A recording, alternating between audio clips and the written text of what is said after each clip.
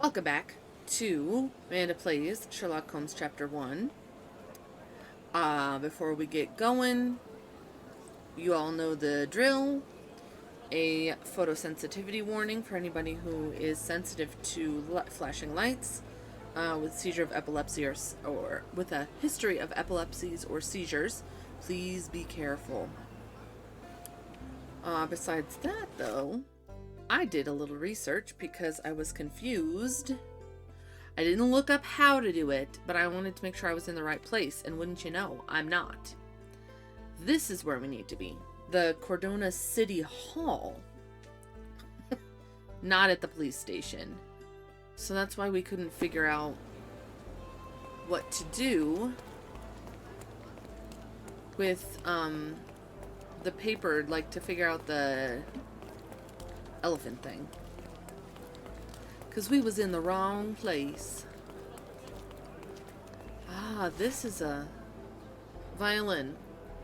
My old violin has been taken. If you have any information that may aid in my instrument's return, please visit me at Professor's Road, north of Adler Street in Scaladio. All help appreciated. Anthony Jones. Cool. Now we have a place to go.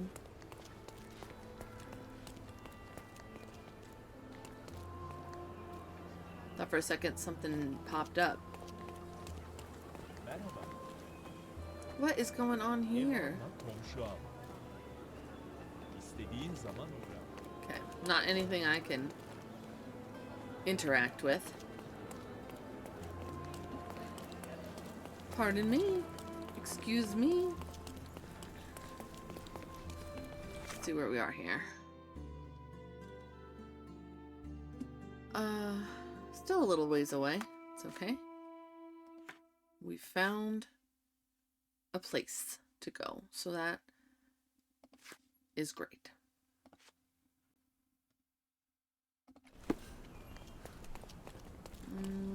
Go this way.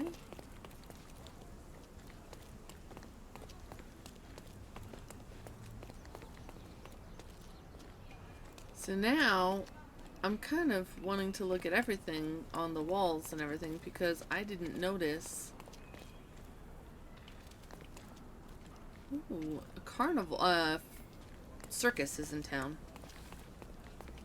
With the... Oh no, vaudeville is in town. Okay.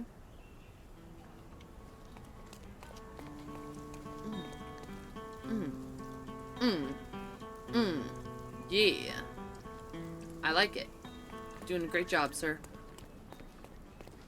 Horses. Don't walk behind horses in real life. I feel the need to tell people every single time. Because if people haven't been around horses, they don't know. But I just did a no-no. Don't walk behind a horse, because they'll kick you right in the head. Isn't it remotely familiar to you? Should it? Concentrate, Sherry.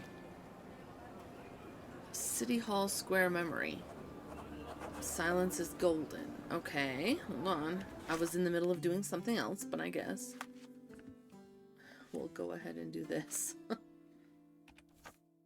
Okay. There we go. A large crowd gathered.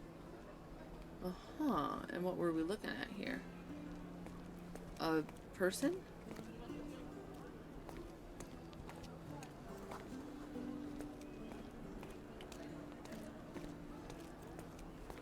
I don't know where to go to. I mean, there's a person there. Oh, there he is. A little baby Sherlock Holmes, it looks like. I was here, young and passionate about the truth. Mycroft stood close to me. He was keen on my attending every official event, that I might prepare myself for the Crown service. Lucky for you, that was the last time he did it.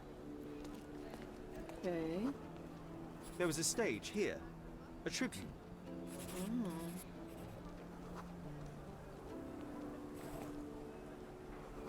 Big smile, clenched fist. The governor gave his speech there. He was lying through his teeth and nobody noticed, or didn't want to, but I noticed. I was extremely irritated by his lies. I shouted my opinions very loudly for everyone to hear. As crowd went wild. Sherlock Holmes does. Okay, and then what? Oh, there he is. I was gonna say, did Mycroft spank us for being naughty, or... But no, he just hauled us away, I think. Mycroft was angry but calm. He led me away from the stage.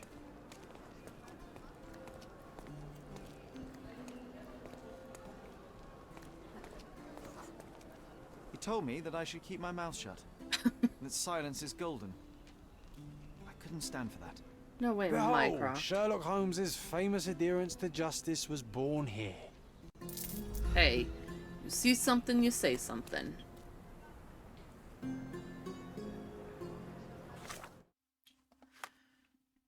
Okay. When Sherry was a boy, Mycroft would take him to all kinds of tiresome official events. He wanted his little brother to learn how to behave among the privileged classes, and naturally how to spy on them. So it went until one fateful visit to Cordona City Hall for the old governor's speech. The man stood before a large crowd, clenched fist, fake smile, gently manipulating his audience with a smooth and soulless speech. When the governor finished, the square fell silent for a moment, crowd about to burst into applause, and in that moment Sherry interjected to point out all the falsities. As the young man spoke, nobody made a sound. The governor stood there, frowning, his sweat glistening in the sun. I think that's supposed to be glistening. But what do I know? I didn't know that jail was spelt with a G until a few episodes ago, so... When Sherlock finished, there were only a few weak claps and the man's awkward gratitudes. Yet the seed of destruction had been planted, and the governor's career would soon be over. Mycroft was furious. He dragged Sherlock away from the square and lectured him that not every truth should be spoken. Silence is golden, he said. But isn't silencing the truth the same as lying? I believe so, as does Sherlock. I can only hope that continues. Nice.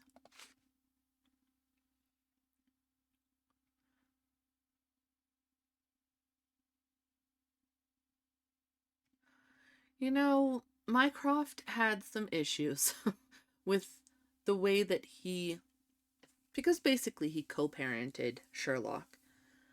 But I can understand why he did some things.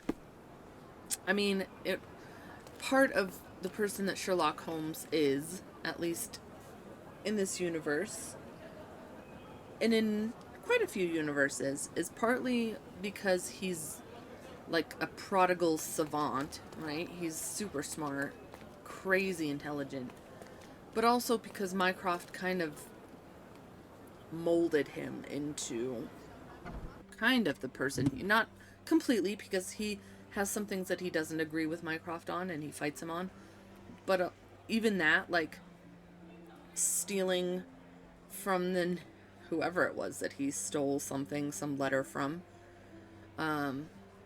taking him to all these events, like he was kind of helping train his skill set, but for his own means, and Sherlock Holmes kind of went against that. So I understand he didn't do it sir? correctly. Not at all. I'm right where I need to be. I'm Sherlock Holmes, by the way.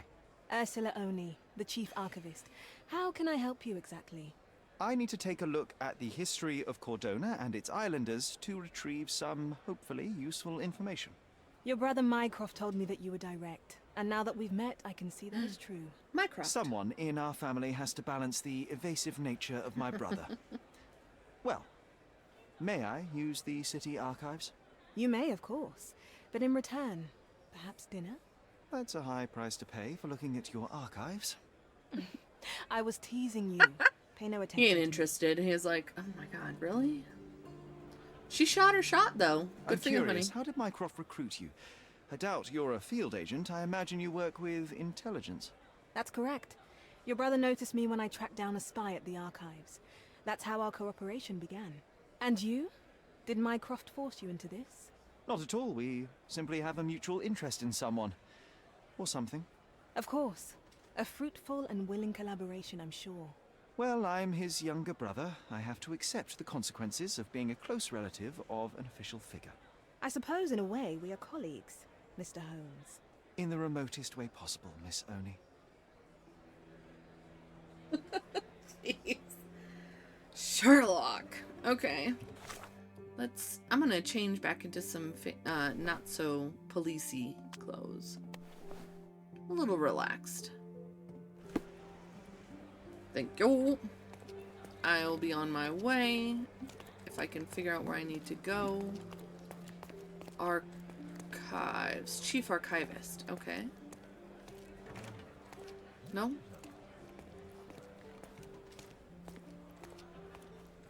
Not this way either? Sorry, I'm in your way. British Envoy. Oh, that must just be her office. Archives. Why is there a red light in here? What's going on here? Red light.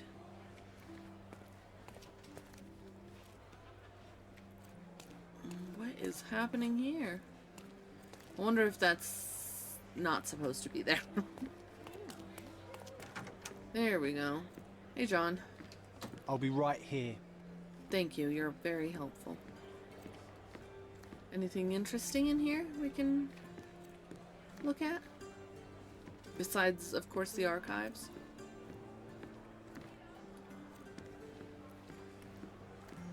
There's something I learned after playing very many Bethesda games. It's look everywhere.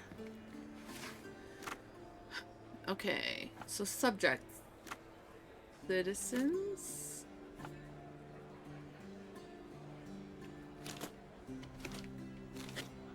Nope, I'm in the wrong thing. Okay, hold on. This one.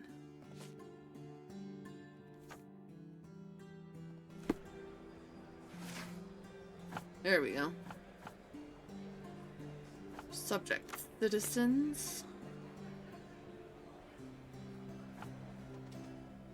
Registry. Legal documents, perhaps? In Old City? No. Businesses. There we go.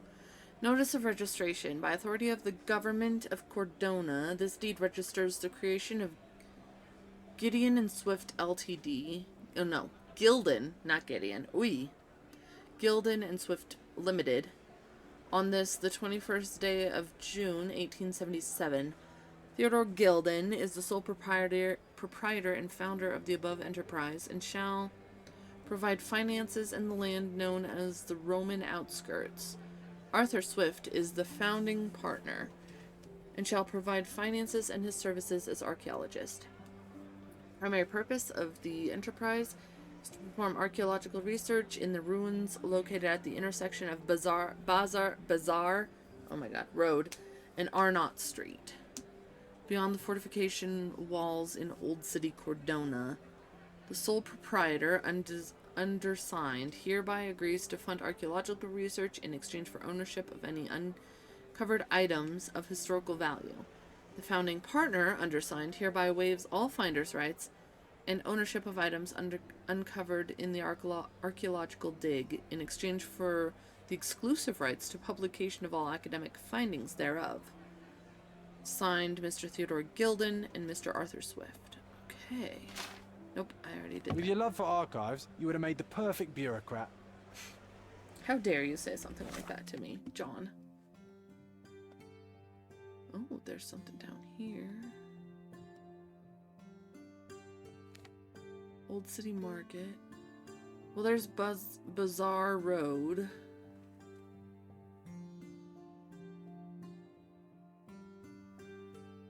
Looks like it goes all the way around Arnott Street.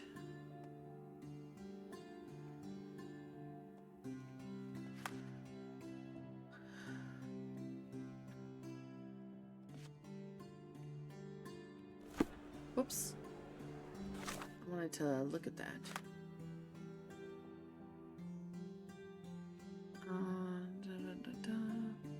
I might have to sneeze. Just one second.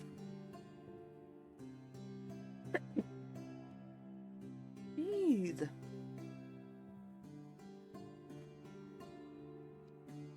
The Roman outskirts.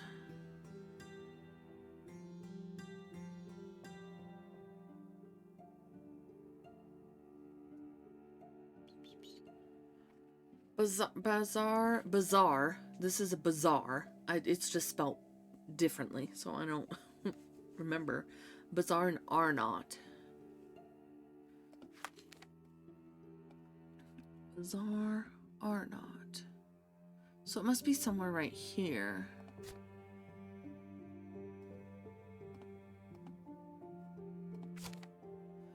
Somewhere right there. Alright. Yep, nothing else to say? I'll be right here. That's nice. Thank you. Whoops. I appreciate that. Okay. I have to find the last Bazoochology book.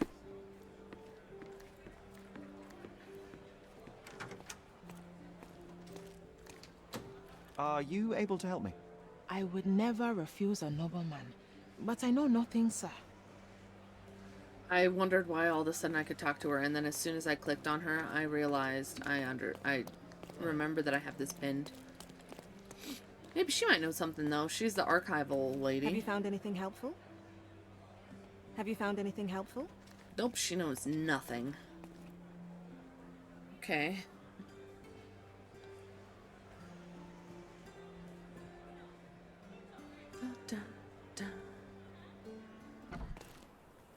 So, let's go ahead and fast travel as far as we can.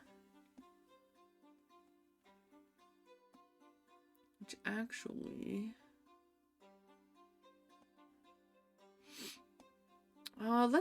let's go here and we'll go around the outside because maybe we can uncover some more locations. I have feelings, you know. Oh, poor John. Okay, let's make sure I'm pointed the right way. Which I'm, of course, not.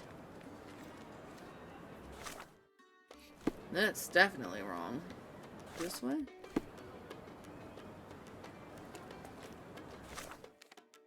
Yes, okay. So this is it.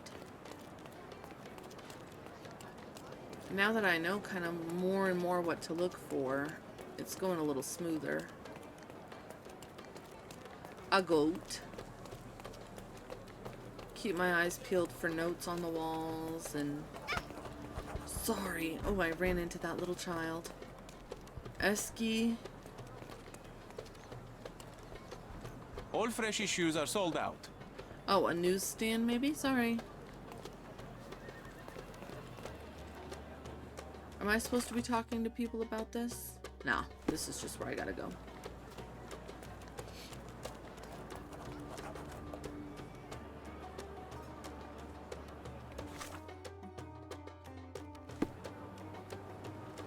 Okay.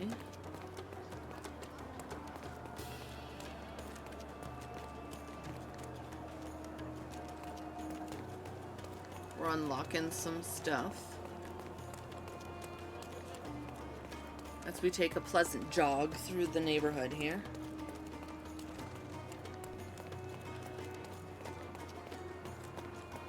See, she knows. You see that? She went behind the horse and then she made a hard time. A mosque. Okay. Imam Zahir Mosque.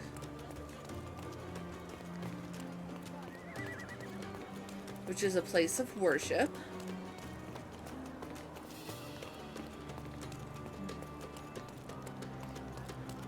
If I don't want to be presumptuous and be wrong, but I believe mosques are where Islamic people meet, or Muslim. I'm not sure which one. Muslim, I would assume.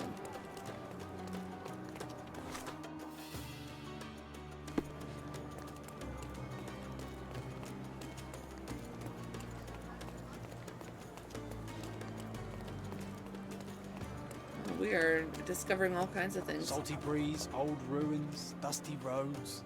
You recall clambering over these walls as a child? Perhaps. Did we find something at the top? Okay, a Mad Rouge. Well, I guess let's take a second and see what we can see. These walls hold a lot of secrets, including one of ours. John gave me a hint how to recall what happened here, and I can't ignore it. The memory began in Old City when we walked along Bazaar Road, past the ruins of the Fortress of Holy Spirit. Back then we found something, and John claimed to have a plan for it. Oh. Nope, that's the wrong way.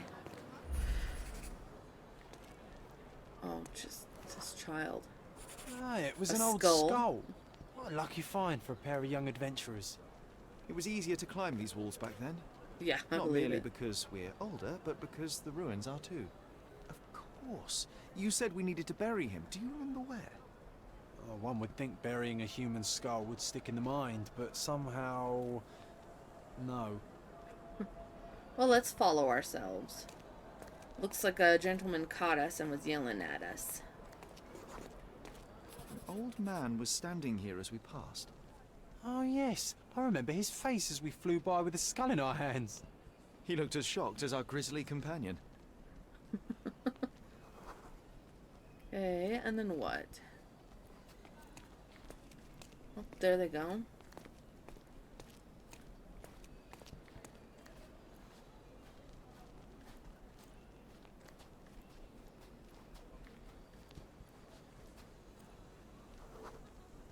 Nothing ever bothers an old Ottoman backgammon player.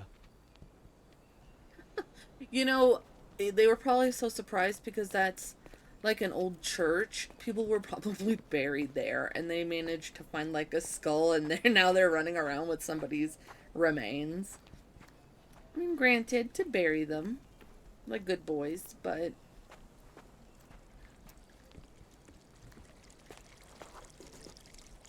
This No. wasn't the right place for a funeral. We were looking for somewhere more appropriate. Funny, nowadays you love putting men behind bars. You're a fellow of infinite jest, aren't you? Everything seems smaller now.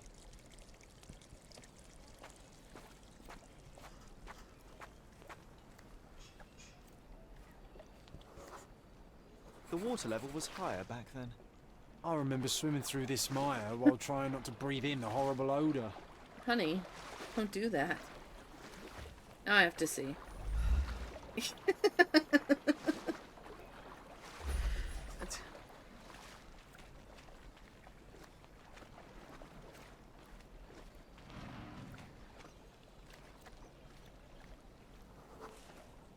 This is where we buried it.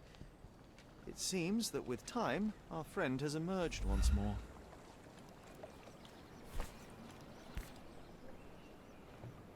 The skull is ancient.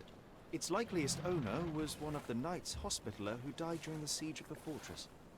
I remember now, you said this skull was my father's. Oh, A child's John. imagination is a powerful tool. You needed this. A burial process of your own. A ritual so you could begin to grieve. Here hung those lips that I have kissed, I know not how oft. I felt so alone back then, John. Uncertain. Abandoned by my father. I know. The skull wasn't his, though it may as well have been. In the earth, all of us look alike. But putting this man to rest, it did help. I'm glad, Sherry. I find myself rather tempted to keep it. If not for sentimental value, then it's archaeological merit. Father's skull, which is not what that is, but that's okay. Sherry, I think we're getting the hang of this. I think so too. I'm gonna pass out because I'm frightened by the water being up to my knees. Everything seems smaller now.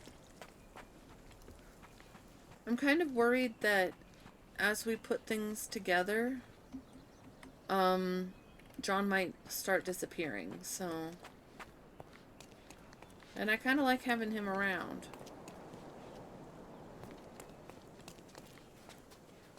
Gotta get back to the road here. Casebook. John and I found this skull a long time ago. It seems most likely to belong to a hospitaller knight that died in the siege of the Fortress of Holy Spirit. Back then, John told me it was my father's. I was still torn apart with sorrow and fear, but he made me believe it so I could start to move on. We buried it in a secluded spot.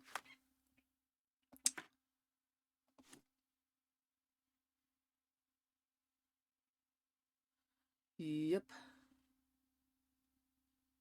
Mr. Holmes died when Sherlock was 6. And 3 years later, he still hadn't fully processed his father's passing. This small fiction offered my brother Sherry a ritual to let go of his sorrow. We buried the skull beneath the old city walls. I think it helped. Okay, I need to go back to this one.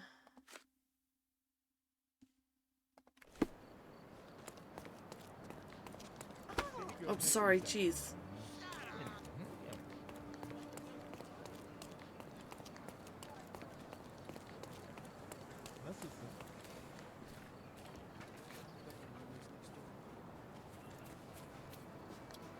I'm not exactly sure where, a bandit lair. I don't know that I want to right now. Sorry. Pretty sure people just spawn in front of me. From day to night, Aiden stands there, recruiting non-rebellious workers for the dig. Okay, learn how to find the recruiter. Oh. Nope. Nope. Old City Marketplace. Pro-British. Nexgar.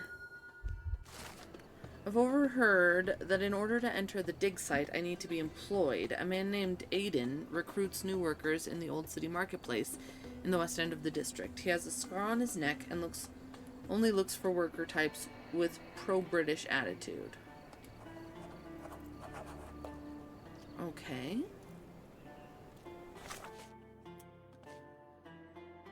So I need a disguise. I know. I don't want to change here. I just need to see... Upper class. That's the fancy mustache man. So that's kind of what I got going right now.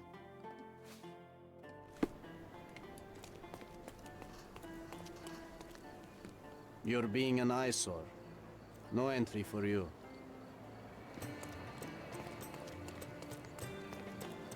I need to, like, do a little... I might have to put on my jacket. That makes me even more Britishy. But not that one. Yes, that one.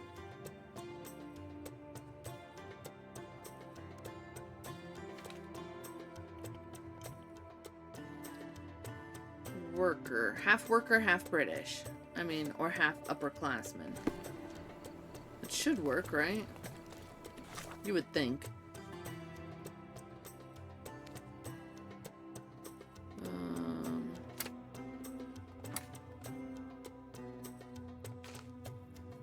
So this is, I believe, where I need to be.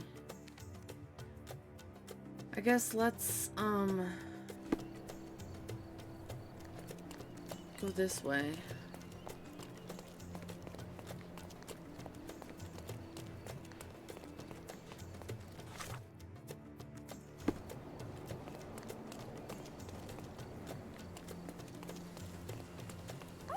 Oh, sorry. Ooh, pardon me. What is this place? Gilden Cave. Northern Old City. Sorry, kid. Boy.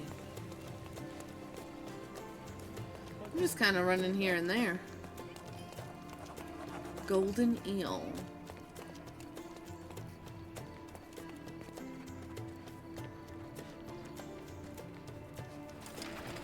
Hava Watchtower. Oh no, dead end.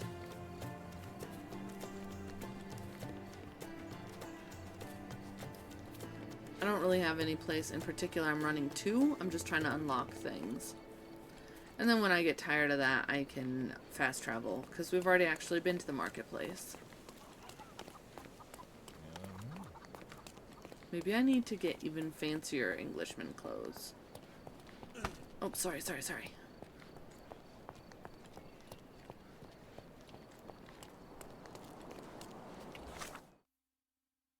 I'm going the wrong way. Okay. So this is the old city market. That's where I need to go, right? Yep. So let's go ahead and fast travel here.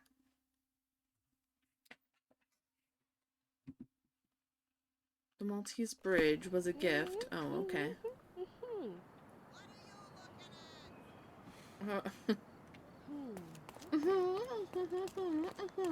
What are you looking at? Ah. It was pretty wild. Man with a scar. I can't see. Don't miss out on my unique... Let's pick something that suits you. Can I get even fancier? I mean, this is pretty fancy. Fancy? A marine uniform, which is cool for sailors, but not what I want. Even fancier? Nah, it's about as fancy as my normal clothes. Less fancy, okay.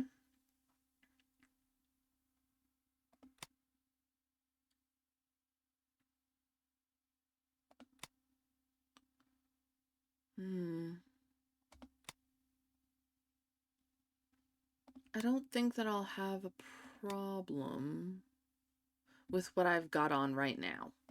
Don't leave. Take one more look. Honestly. Come. Decorate your house in Oriental style. I need to find what's his face. Stop blocking the view. Of what? What are you doing there, John?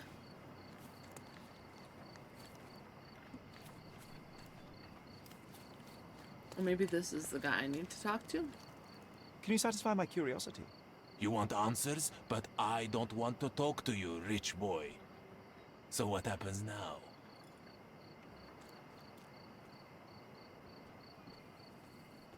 Oh no, maybe this isn't... Hold on. I don't think I have the right thing pinned. Can I ask you a question?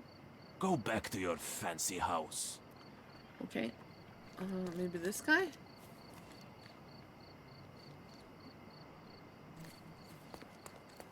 Stop blocking the view.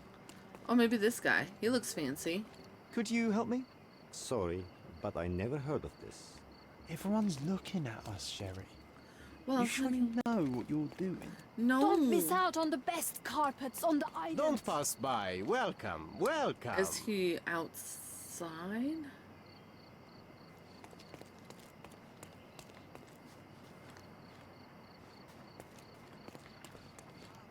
Can I ask you a question? Sorry, but I never heard of this.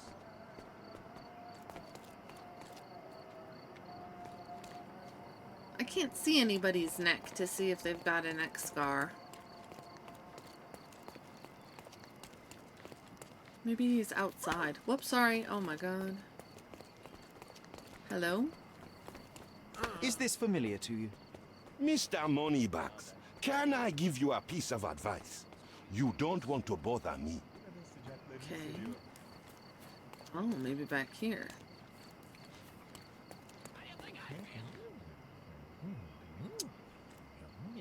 Nope.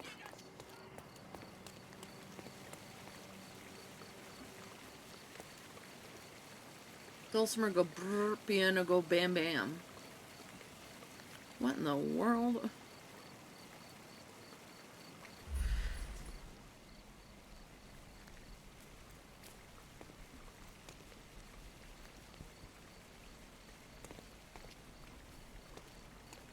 I don't know what that means.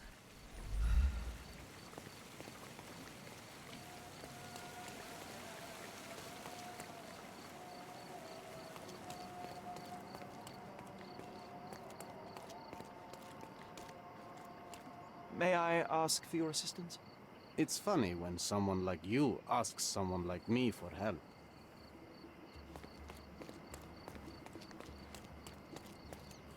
Oriental Don't rugs miss at out a on good my price. unique clothes.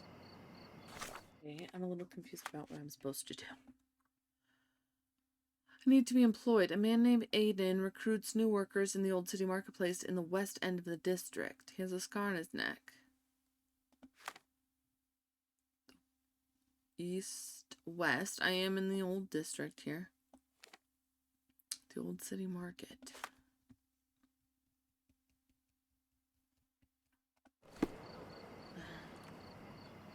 Maybe too late in the day for him? Maybe this is him? Could you help me? Sorry, but I never heard of this. No? Okay.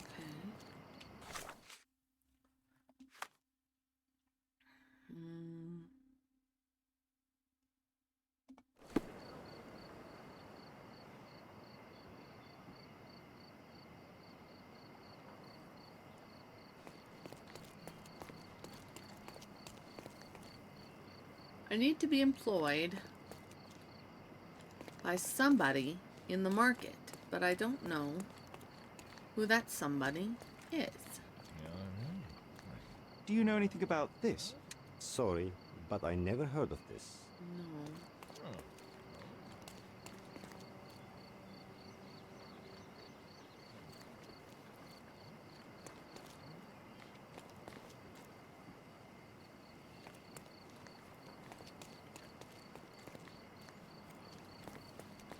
I can't seem to get in a position to talk to this lady. Oriental rugs at a good price. Merhaba. It's a good day for a purchase. Maybe.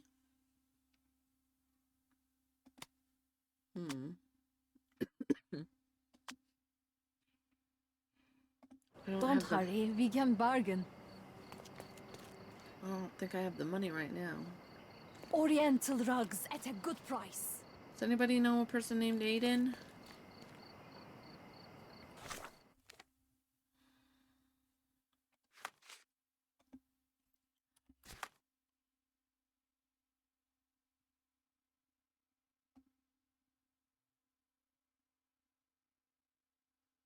What is this? Oh, the mosque. Okay. I don't know what a Gul Afshar Caravanserai is.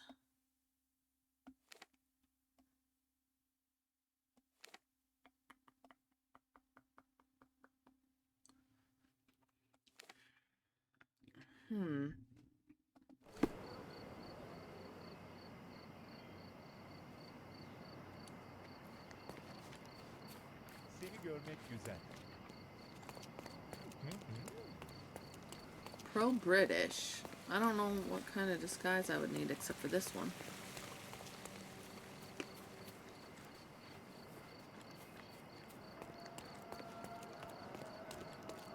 Do you know anything about this?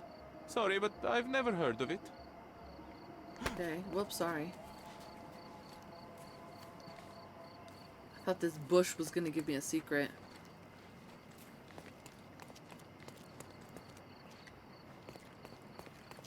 Maybe he just went home for the day.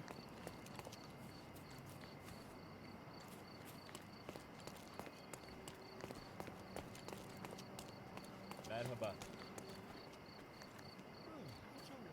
Oh man. Just spawned right back there. Oh, maybe this guy? Are you able to help me? Your money doesn't impress me. Okay, cool. Nice affordable clothes. Step right up. Oriental rugs at a good price.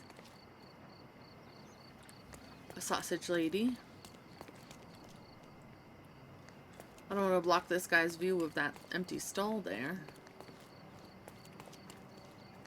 Could you help me?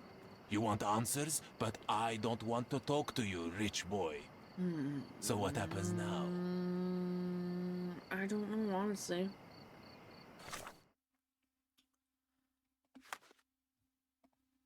It's a scar on his neck. Alright, 1 second. Okay. So, I misunderstood the assignment here. I need to dress up, not as a fancy miss man, out on my unit. Let's pick something that suits you. but as a worker. Not a criminal. Worker's apron. And I just have to pretend to be... I'm gonna rent it. I'm not gonna buy it. What you've taken. Can you satisfy my curiosity? I am sorry to disappoint you. Don't but I pass don't know by. how- Welcome, welcome. Come. And then Decorate your house in Oriental this guy style. is important. Sir, kind There sir, we might go. I steal your attention? I'm not buying. Ah, that is the thing. You won't waste a single mangir. I am a digger, you see, and I have heard of a dig site so deep it clogs your ears. I want to be there. Why are you telling me this? I have heard of a man recruiting for such a dig. A man with a scar, such as the one that you're hiding. And your boots are dirty with the deep clay I am so familiar with. Oh, I hope it wasn't too rude of me to point that out. You have a good eye. And you just want to dig? Dig deep and that's it? What's the catch? Are you in desperate need of money? Oh, there is no catch, sir. I won't even ask for advance pay. Just give me a shovel and I'll dig a hole like you've never seen. Huh. Is that so? Well, I have to ask you an important question first. Would you be fine working for Brits? Oh yeah, I love him. I am all for them. Well, you say that, but can you prove it? But I love tea. You know how much I love tea? Once I drank so much of it, my eyes turned brown. Fine. You're a fan. I'll give you that. I can also speak in limericks. Please don't. You might be a little bit weak in the head, but a natural born digger with a keen eye is what we need. Take this permission slip and go to this address. The guard will let you in and check with the professor once you're there. Got it. Thank you. So I was just wrong. I was going at this from the wrong angle. I thought we were going to pretend to be British. Because they like the British. But, no. That was not a necessity.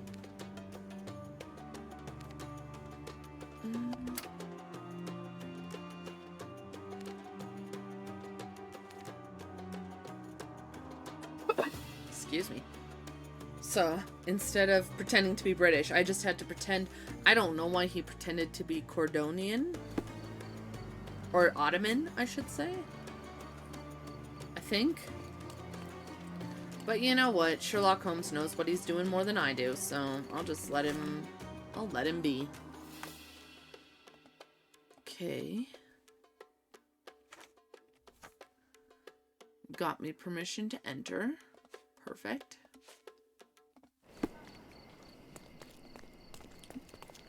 Gotta run to my job. I'm gonna dig a big deep hole. I remember the monument. Cordona's legendary pirate, the Robin Hood of the place. Do you recall it, John? I do. I wonder if... What is that? Oh, another one.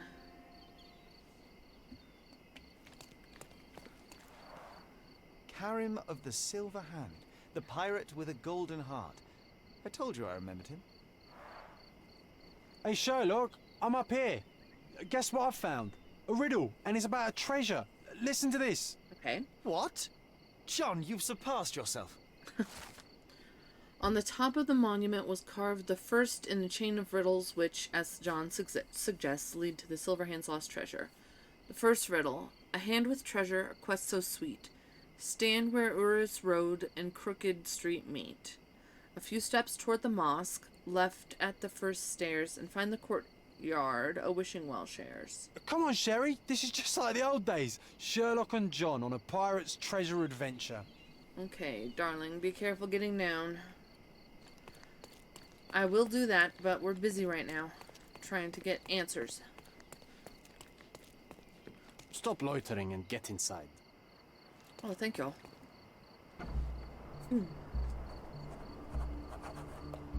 I thought it said archaeological dang site. That's a dang archaeological site. Okay, hello. Newcomer, talk to the professor first. He's the old fellow with the glasses and the plans. Could you help me? I like you, friend, but I can't help you. Okay. Old fellow with the glasses. Is he considered old? Where's the fire in your eyes? Where's the smile? I am sick and tired of seeing apathy among the new workers. Sir, believe me, I do have the spark. I want to start work straight away. It's as important to me as it is to you. Ah, that's the spirit. I'm on the verge of a great discovery. How did you meet me? Don't ask questions. You'll have to find the answers yourself. I'm not a nanny. I'm a busy man who is changing the course of history. I am ready to work. Splendid. Do you know what I am working on? No. Ivory bats. The ivory bats. Everyone is looking forward to the grand opening. Who told you this nonsense? Why would you contaminate history with this base desire for leisure? We are looking for Vitus Lemonius's tomb. This is our goal, to find the artifacts of the early Roman Empire. Let's continue. I am Professor Swift. We have 3 rules here. Don't touch anything, always return the tools, and don't distract me unless you find something. Sounds simple enough. Are you the only one in charge here, Mr. Swift? Yes, I am the only one and no one else. You hear anything other than that, it's a lie.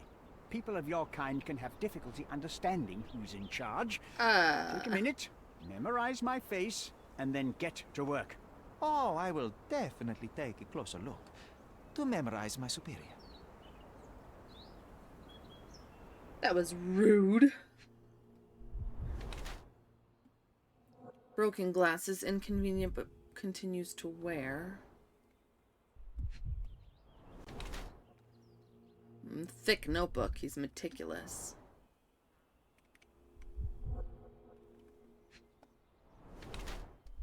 No ring, unmarried. Okay.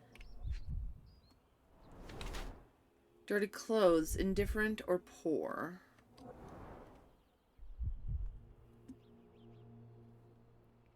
I like to imagine that Sherlock is laying on the ground like, interesting shoes you've got there. Elbow bruises, fresh and unattended. Arthur Swift is an archaeologist. Oh my god. Attempting to find the tomb of Vitus Lemonius on Cordona. He uses all of his resources to locate this ancient site, driven by an obsession to expand the knowledge of humankind. He does not care about his appearance nor occasional wounds incurred during research, such as the injured elbow on his left arm. His life is documented in meticulous detail in a diary he treasures. Arthur Swift has sacrificed almost everything he has in a thankless attempt to uncover more about the past. Or a money grubber. He's poor, and cannot take care of himself, let alone afford new clothes or accessories. He entered the field solely for financial reasons. His enterprise with Theodore Gilden was a ruse to fleece the rich man. At Arthur's age, the last chance he has to earn any money is to find the tomb. Oh no, what do we think?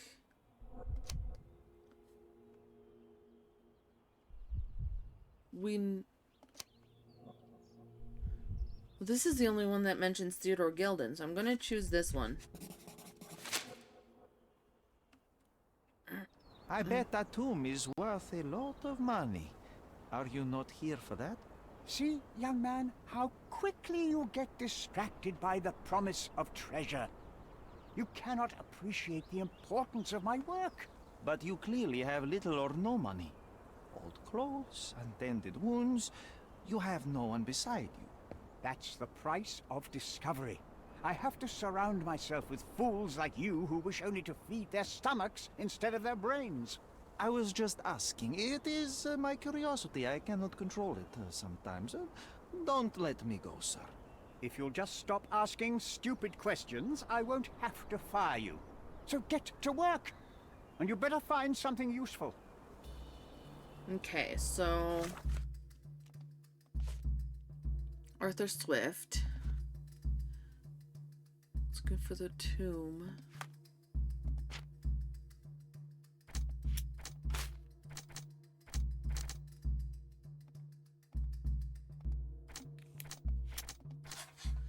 Aha. Arthur may have received his injury while falling on Gilden's shed.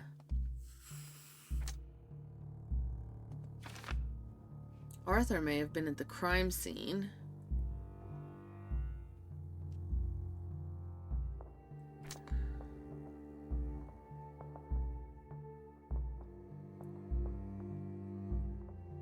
We don't know enough, I don't think.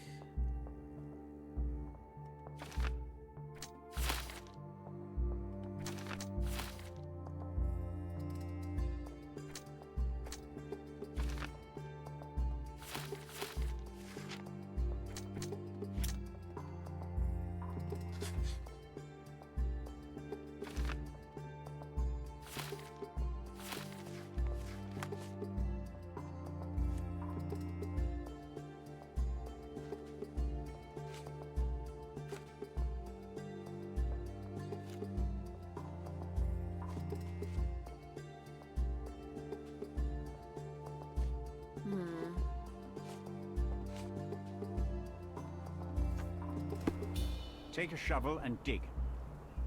So I can't talk to him about this stuff yet. Don't touch anything here. Get back to work.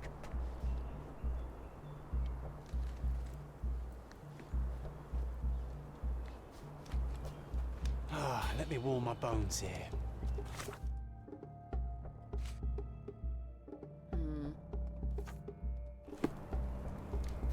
Oh.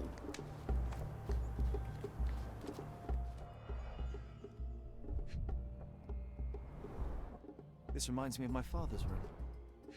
That reminds you of your father's room? A plan for this whole operation.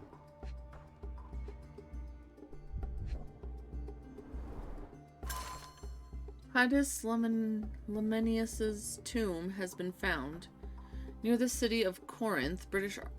So am I don't know where I am supposed to be. Cordona, I looked it up and that's a fake place. It's not real. But Corinth is a real place. British archaeologist. For some reason, archaeologist is the hardest word for me to say in the universe, I guess. Sir George Griffiths has discovered the well-preserved tomb of a Roman legate general, Titus Lamonius, owner of the legendary twin sword of Romulus, gifted by Augustus himself, first emperor of the Roman Empire. In an exclusive interview, Sir George has described the find as a priceless addition to the history of humankind. The entrance was found by the removal of several blocks of soil around prominent statues revealing the tomb. According to Sir George, the statues represent the life of Titus. A female statue, presumably a mother, holding a basket of fruits, looks to the west. Another female figure, perhaps Autumn, with a sickle in her hand, looks to the east. Sir George presumes that the statues are hidden allegories of Zephyrus, a minor god of the west wind, and the other, Eurus, god of the east wind. All this being played in a circle with the statues of the two brothers, Titus and Vetus. The achievements of the archaeologists have been acknowledged by the crown. This might prove useful. I'll note it down.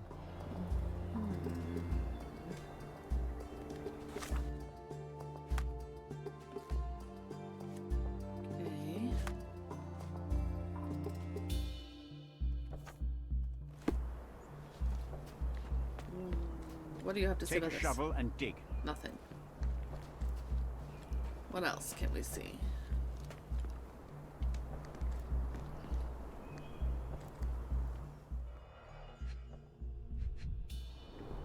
This doesn't Straw look good. dolls. Eerie, but effective for a scene recreation. Oh, I want one of these. Or two. Titus and Vetus Lemonius were legendary legates of the early Roman Empire, starting their military career to suppress the riots of the Bellovaci and Allobroges. They were the key commanders during the siege of Mutina and the Battle of Actium. With the new emperor Augustus, the brothers received twin swords, presumably the ones previously belonging to Romulus and Remus. The brothers served as legates to conquer the Dalmatian and African provinces and were famous for their worship of minor gods. Titus honored Eurus, while his brother prayed to Zephyrus. Not much is known about the brothers except for the description by Pliny the Elder. Titus wore the skin of a lion with its head on the helmet, a tradition he picked up while being a signifier. A signifer? Vetus held a shield large enough to cover the sky. Though the exact locations of the tombs remain unknown, historians know that Titus died in the spring of 10 AD, while Vetus in the autumn of 12 AD. Okay.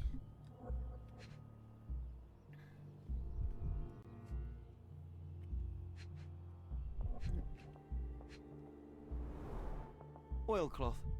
Won't fade and waterproof. Enough here to make tent sails and more.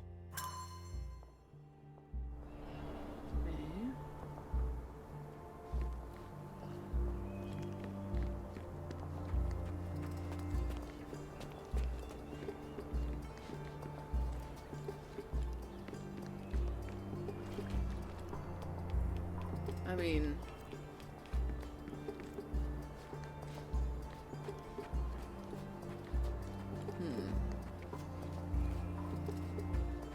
Could you help me? I like you, friend, but I can't help you. Swift lost his... Oh.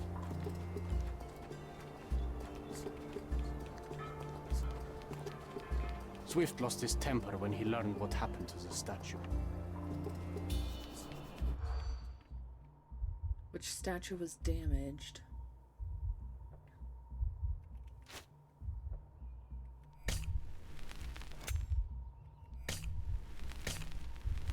Tilted pedestal.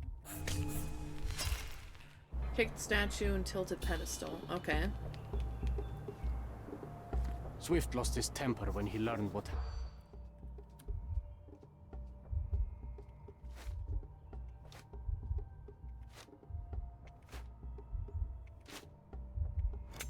Okay. Lion helmet. Tilted pedestal. Okay. Okay. I found two articles, one about brothers' lives and the other about the tombs, which featured statues. Okay. Swift lost his temper when he learned what happened to the statue. Did I not figure out? The statue was damaged. Tilted pedestal. Pay rise. Nope. Kicked statue. Broken pickaxe. Lion helmet. Closest to the beach. Oh, there we go. Workers at the site found a statue with a lion helmet head. It originally lay on a pedestal closest to the beach, but someone kicked it over the edge. As a result, the statue broke and the pedestal remains tilted.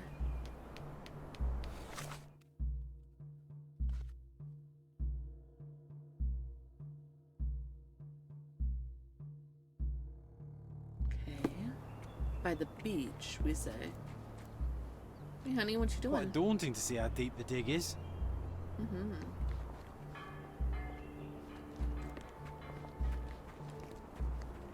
I'm gonna go to the beach. Maybe.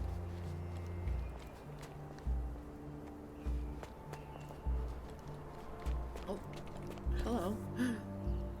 last one. Sharpest pickaxe. Sharpest pickaxe. A guilty pleasure of the real archaeologist. Missing your Laura, Mr. Swift? Hey, a word about the trilogy. Right then, you literary expert. What was so important about these books? Or did you simply need some kindling? It's inspirational. I have a plan. Are you listening? Yes, sir. I wish I wasn't, but I am. So, we catch a monkey, a langur, for example, then we extract some blood from it. What? Why? It will make us forever young, Sherry. Page 127, the second book. Oh, I am so done with this. Sherlock No, and wait. I had the exact Then same how response about we to make a that. wax statue? I've stopped listening, John. We had the exact same response to that. What? What? Let's see. I've found the dramatic conclusion to this inspired trilogy. Somehow, Arthur is also an avid fan of the series, or perhaps one of his employees attempted to besmirch his reputation as a scholar of note. I've located all the books. On the one hand, I understand the desire to romanticize the dull profession into something adventurous. On the other, I think we're due another bonfire of the vanities. Let's see what this one was about. Wallace de Arum concludes the phenomenal trilogy of the successful adventures of the most crucial couple in the history of archaeology, Nabe and Laura. Nabe and Laura's actions have caused the Earth to split in two. Wow. The hostile environment is now full of unknown creatures, flying apes, pre-turtles that carried the world, and flying dinosaurs. To prevent the end of the world, Nabe and Laura have to combine their scientific knowledge and develop an ingenious solution. Sir Dread has yet to be killed, and it is only a matter of time before he returns in wrath, with ancient knowledge of changing time. Will our characters survive in the past, present, and future? The chances are doubtful, but if you buy this book, the chances will increase. What an intriguing... Did the Romans live in amphoras? I see nothing else here.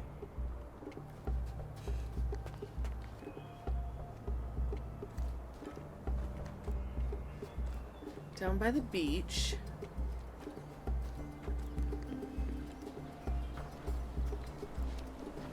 There's a beer bottle.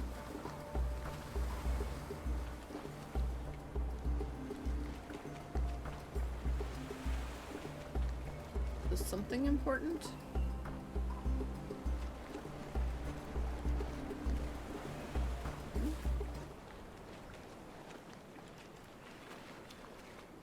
No?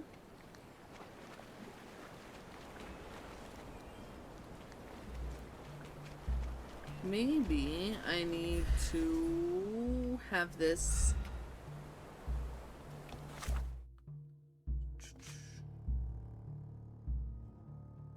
pinned. It is pinned. Down by the beach. They knocked it over, but I don't see anything knocked over. Working and living by the sea. What a dream. Only if you like water, honey. Sherlock Holmes here is scared of water, so it's probably not his dream.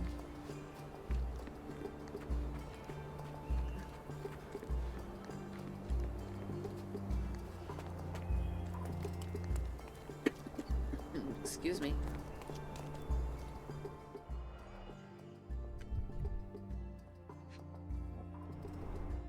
A goddess? A mother? Someone's wife? Really, either are an option here. There were 4 statues here originally. Oh, yes. A sickle. A sickle for harvesting. The ancient Romans honored the seasons. I wonder what the 3 other statues look like.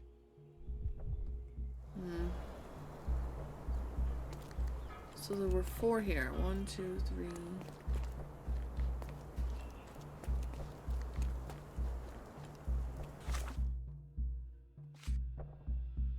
Found a hill with 4 pedestals. Only one statue remains. A female figure with a hand sickle. Held a sickle. I don't see 3 other pedestals. Oh, there's one. Okay.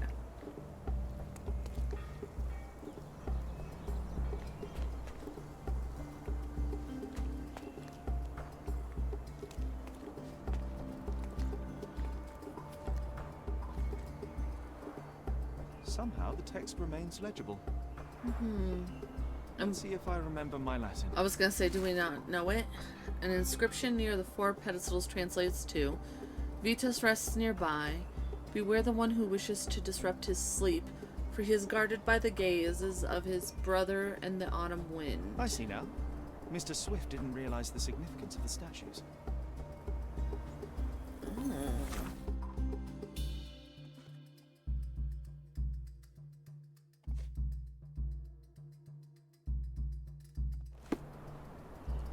Okay. We gotta go into our mind palace here with our head under a pedestal. Okay, we'll just pretend like that's not a thing that happens.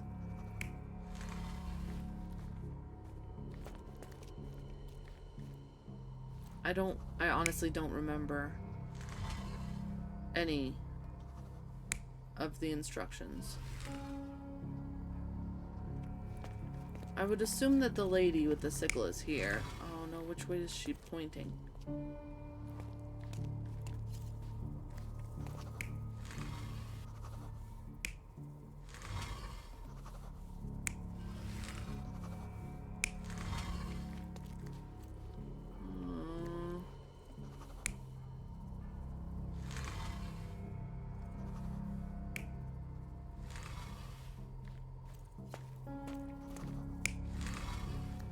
I don't think she was there. Okay.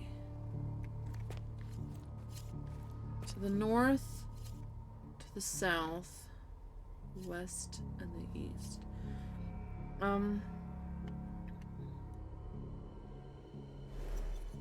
I need to look at my notes here. I know, just give me a second. John's diary. Documents.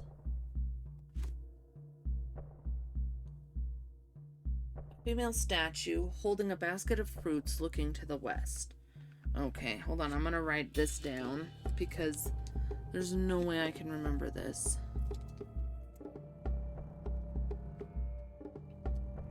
Basket of fruit looking west. Okay. Another female figure. Sickle in hand. So the sickle looking east.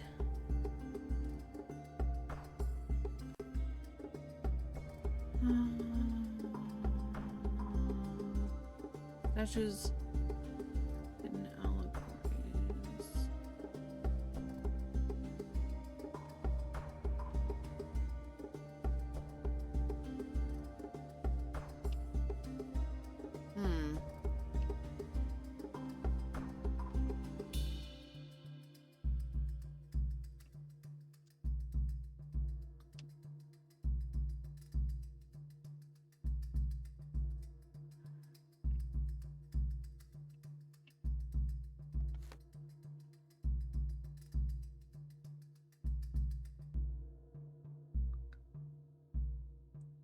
Titus.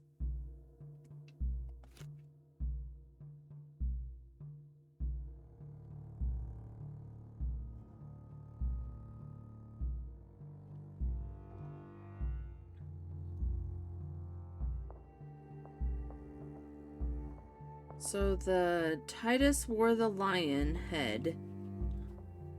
And he represented Eurus of the East Wind. And the other one with the shield was of the West Wind. So I assume that would be on the sides. Let's see if we can figure this out. Like the lion on the east side with the sickle lady looking the same direction as him. East. Okay.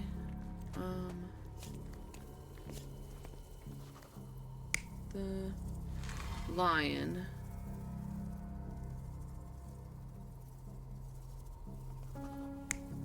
Looking to the east? Can we make him look out? No, we can't.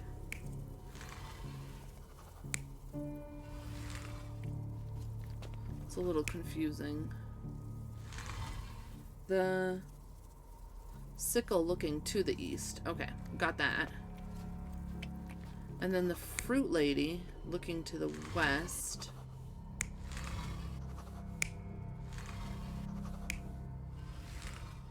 Oh no. There is no fruit lady here. Okay, so she has to be here. Okay, so she's looking to the east. This one then is the fruit lady.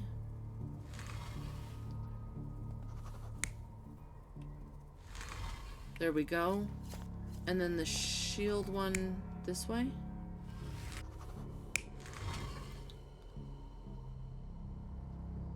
Maybe? Oh, it seems I did everything's it. in place. Now, let's see what this has to tell us. I don't know, man.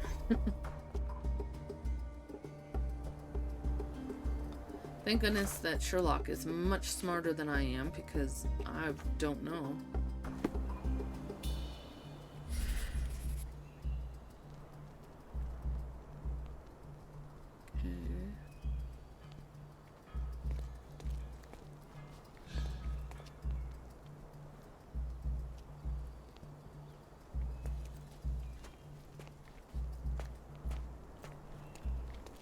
I'd assume, because we're looking for the one with the... Yeah. No? Something's happening, but I don't really understand what. Okay.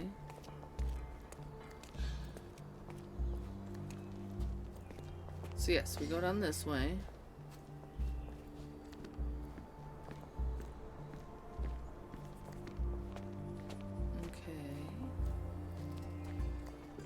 And there's something glowy over here.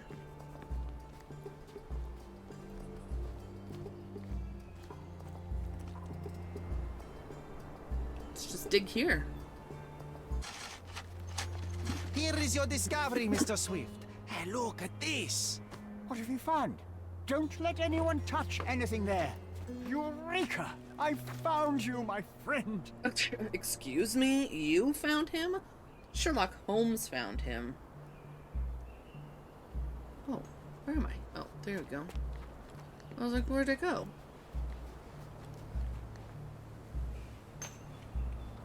What am I looking at here? A body?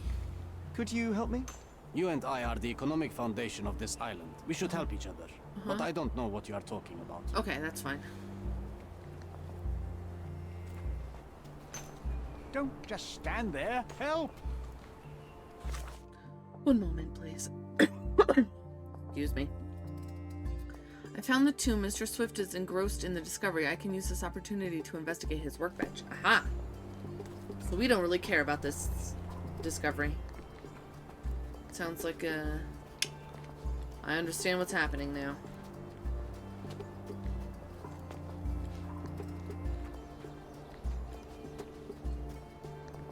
Gotta go up here, I think. Yeah, and we'll look on his desk. There we go. Oh, some darts. Lots of darts. Handy against rodents of all kinds.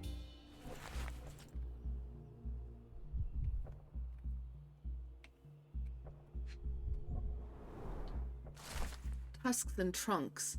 Zoological bestseller Tusks and Trunks provides a more rigorous scientific description of the elephant.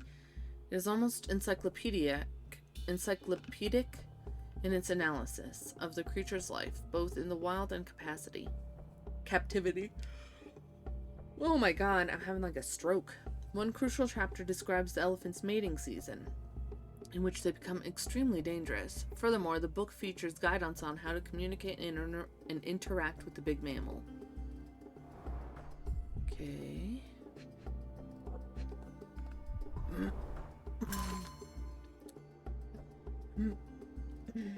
A personal diary owned by Arthur Swift. Hold on just 1 second. To take a sip. He describes in considerable detail his personal life and research. More importantly, it tells of a dispute between the archaeologist and Theodore Gilden over the dig site. Day 1224. Theodore always uses his wealth to shut down complaints. I'd rather he bought a brain with more gyrification?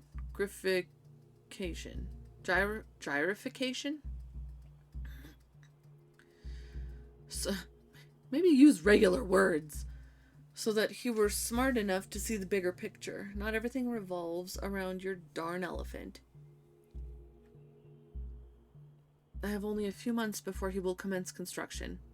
He even lacks the imagination to build something beautiful. Ivory baths, the mundanity. I must think lest our invaluable history be buried by the inconsequential. I see. Trying to take over my research, are you? I come here to pick up my diary, and I find you snooping around. Explain yourself. Mr. Swift, if that were true, I would have been on my way to the newspaper. My name is Sherlock Holmes. I didn't have a chance to introduce myself properly. Hey! Outrageous! You deceived me, sir. What is the reason for your being here? Who sent you, Mr. Holmes? Theodore Gilden's premature death brought me here. Theodore is dead? How can that be possible? I'm thinking of all the possibilities, and I'm not crossing out anyone who might have been involved. Even his elephant. The land you're excavating belongs to Mr. Gilden, does it not? Did I hear an accusation? I have nothing to hide. You can ask me whatever nonsense you've prepared as a token of my diminishing respect towards you. Very well, Mr. Swift. I appreciate your cooperation. Okay. What was your last contact with Mr. Gilden? When was the last time you saw Mr. Gilden? A couple of days ago. We discussed the site.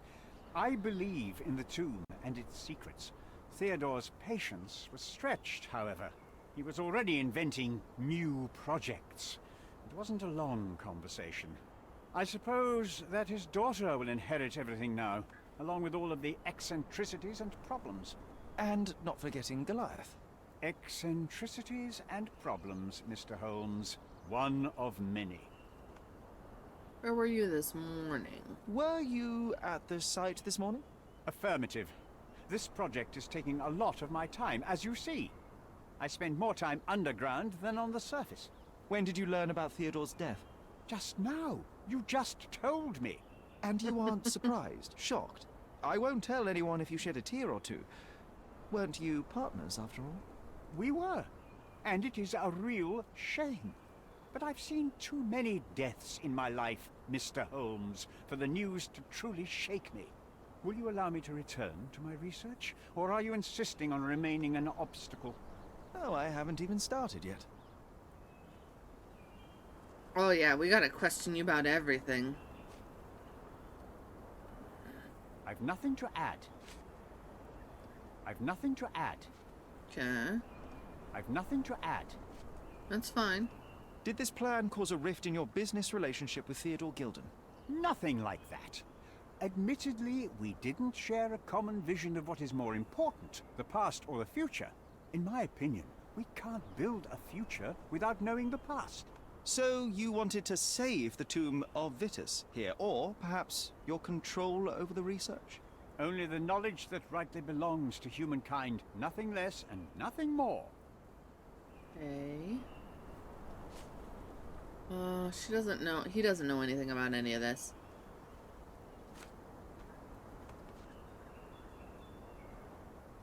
Remember one of the rules? It seems that you didn't return a tool. Is this knife yours? Do I look like a fellow who carries a knife? I don't need it. There are plenty of uses for it on the site, and outside of it. I have other people to cut ropes for me, Mr. Holmes. Okay.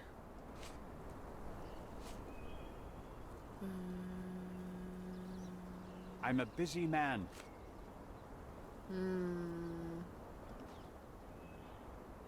Moving on. No. Moving on.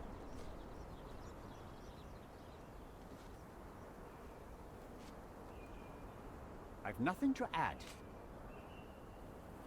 As far as I can tell, you're a man of the academic world, so this book about Nabe and Laura is just an empirical study? What? That nonsense?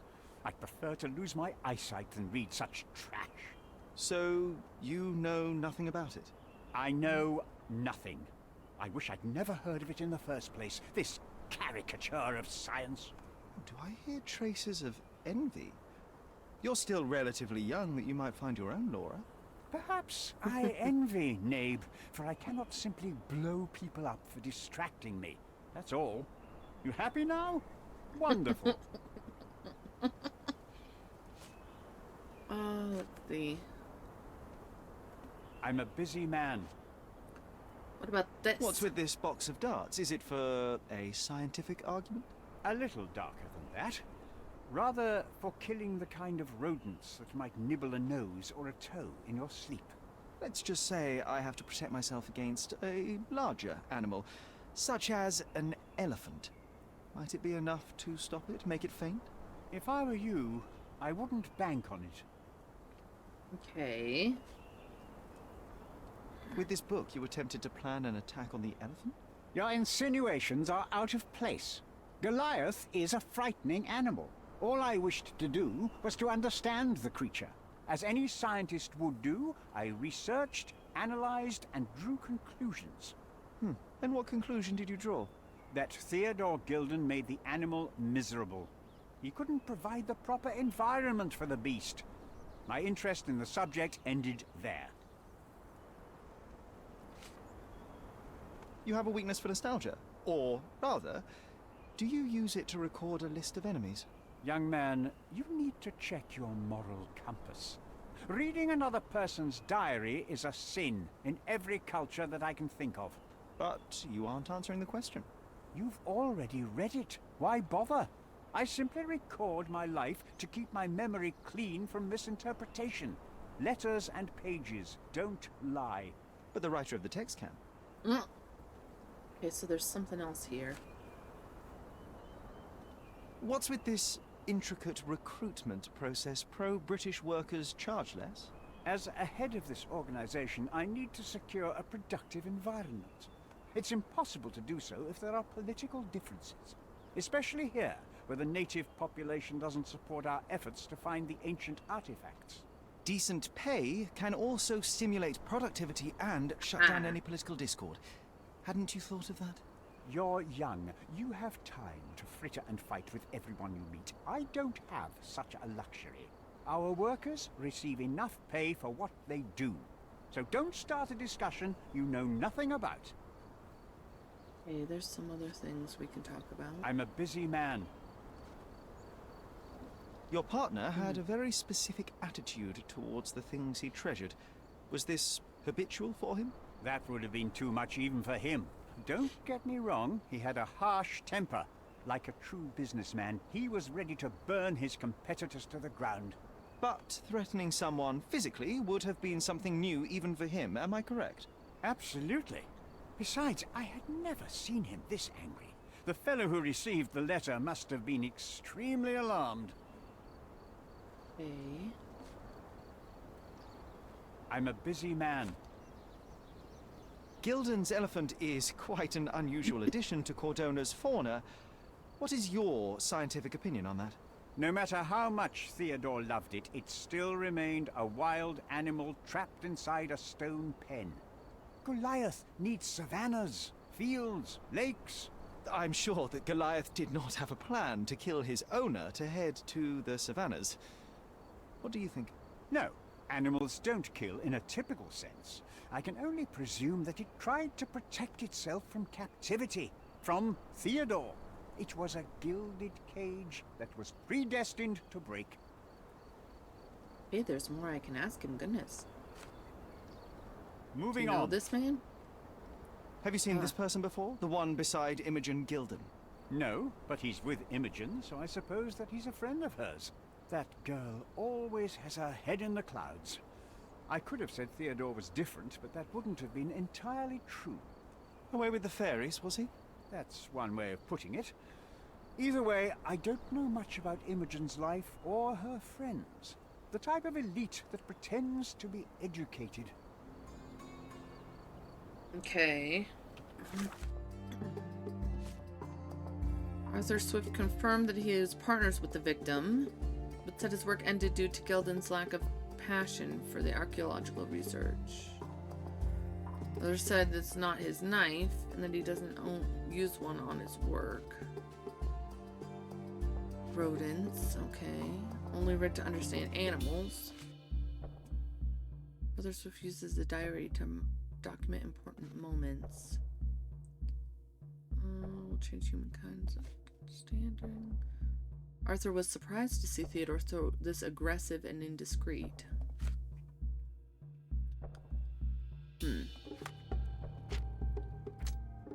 Everyone blames Goliath.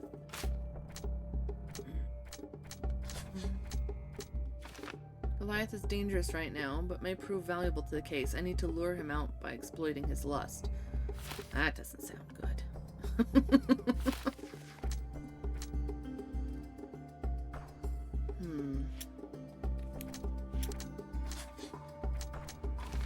Arthur protected his research.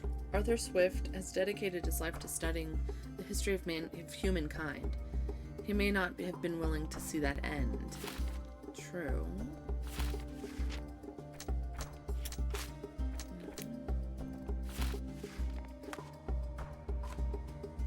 Pungent concoction could serve as an excellent source of pheromones.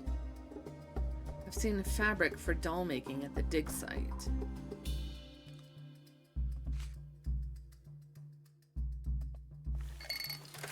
Okay, let's do this. 3, -5, 4.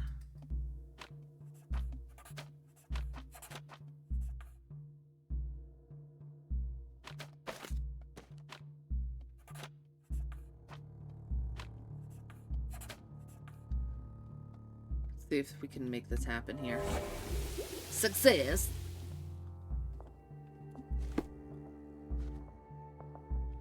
Okay. The elephant Goliath was present for Mr. Gilden's death and may hold answers to how it happened. He is presently in heat, which I can take advantage of to lure him out. I have an idea of how to do just that, but we'll need several items. Sturdy gray fabric that can hold gas, an instrument to mimic an elephant's trumpeting call, a strong scent to attract the animal. I've seen fabric for doll making at the dig site. The foghorn from the boat workshop can attract and deter larger vessels. It may be of help.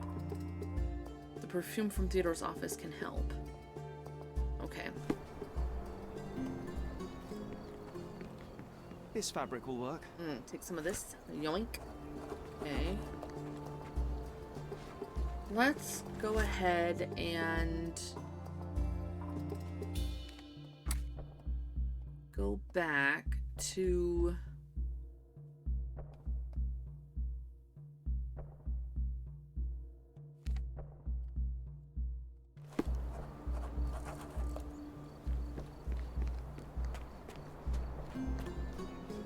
all the evidence is collected here for the moment.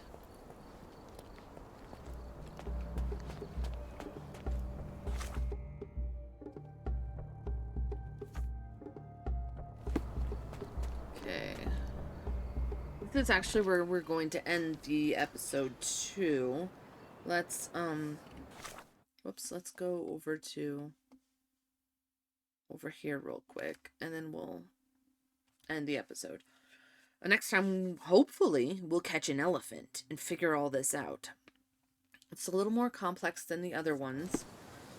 Looks like we have 2 suspects, both with equal motive and opportunity. Both are injured. I guess we'll see what happens. But until then, thank you everyone and anyone who was watching, and we'll see you in the next episode. Bye-bye!